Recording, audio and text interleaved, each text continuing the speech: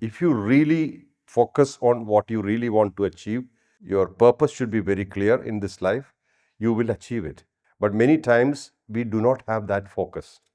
Human birth is the only birth possibility to attain highest consciousness. This birth is very important. One of the famous stories of Neem Karoli Baba, when somebody asked him, Babaji, would you like to have some food? So he asked the person next to him, have I eaten? So he wanted to test the Guru. So he said, no, no, Guruji, you have not eaten. I'm not interested in followers. I'm interested to create masters. You all have the power to be masters. You should never be contented until you are fully dissolved into consciousness, until the drop becomes the ocean and experiences the expansion. It's not over.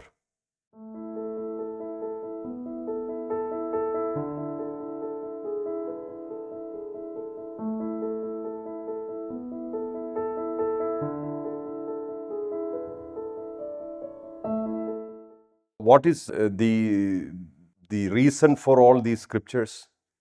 Why this is written? To bring awareness, to bring wisdom. And what is the use of that? Ignorance will be deleted.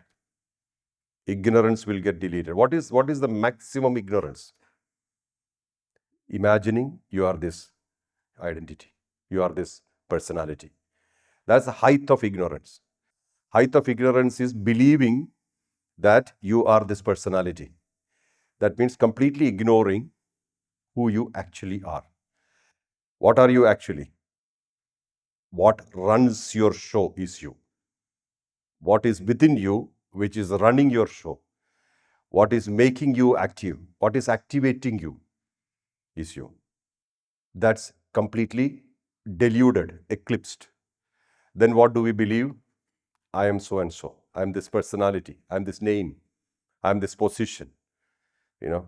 All those things. That completely eclipses the truth.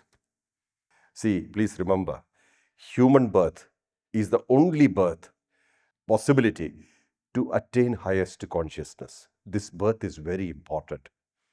This life is very important. If you really focus on what you really want to achieve, your purpose should be very clear in this life, you will achieve it.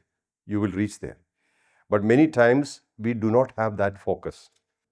So what happens? We fall somewhere in the middle. Even we fall for sensations. Some sensation happened. A Kundalini experience happened or something happened. We are happy. We become contented. You should never be contented until you are fully dissolved into consciousness, until the drop becomes the ocean and experiences the expansion. It's not over. Normally, a normal person operates in a state where there is a wish, there is a fulfillment, there is peace of mind. Again, there is a wish, there is fulfillment, peace of mind. This is the usual operating level. You're hungry, you had food, you're satisfied for some time. Again, you become hungry, you had food, you become satisfied. This is the usual operating level. Nobody rises, not many people rise above it. Now, next level is you have a desire for something, but you are not so interested in fulfilling it. Means that thought is not so powerful to make you act on it. You have a desire, but it's not so powerful for fulfillment. Then the span of stillness is more. Your still time is much more. And third level, you have this desire, but then since you're not fulfilling at all, the thoughts itself starts falling. The thoughts will be like somebody walking outside this room. They are not connected to you. So thoughts will be detached from you. You may have thoughts, but they are not strong enough at all, and you almost disassociate with the thoughts. Third level of Samadhi, where your span of stillness is still more. And because thoughts are not produced, mind collapses. Fourth level. Mind collapses means mind will exist, mind will tell you who you are, the minimal mind will be there, but you are unbound by that. Mind will not be binding you.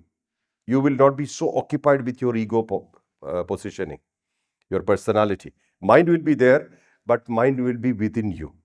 not going out with the senses and enjoying life. Fourth level later, when mind collapses, this is a permanent state. You will not go back to the old patterns. You can't go back because mind has already become minimal.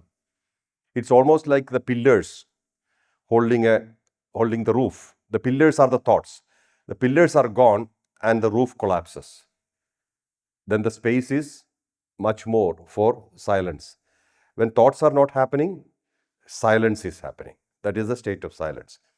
Then the fifth state is where you know you exist, but you disassociate with the identities from the world outside, like name, form, people's ownership of you. All those things will be position, possession, relation. They are all outside of you, and you don't really associate with it. Sixth level, you do not even know you exist. Sixth level, you don't know you exist. That is the nirvikalpa state. Many masters were operating in that level. One of the famous stories of Neem Karoli Baba, when somebody asked him, Babaji, would you like to have some food? So he asked the person next to him, have I eaten? So he wanted to test the Guru. So he said, no, no, Guruji, you have not eaten. So they gave him food and he ate. And 15 minutes later, another person asked, would you like to have food? We're having lunch. So Guru asked a disciple, have I eaten?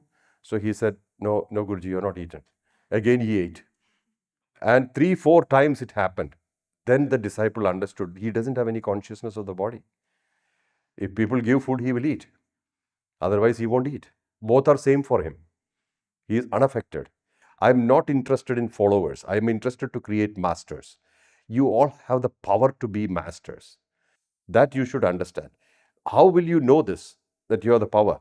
Because even if you understand the 3 states each day, waking state, dream state, and deep sleep state each day, and you start looking at yourself going through these states, first step happens. And what is mastery? What is mastery? Position, possession, or relations does not bother you. That's mastery.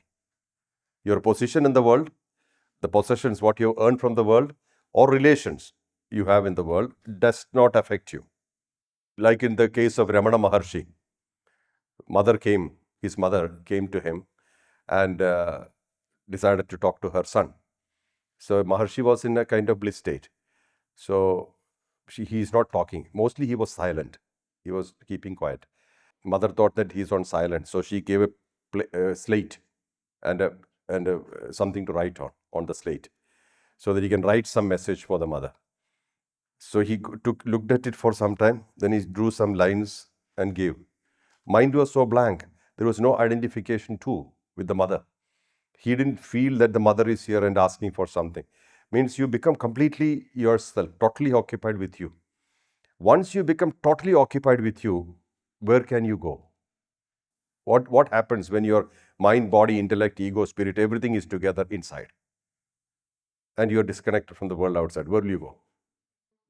Expansion. You can only expand.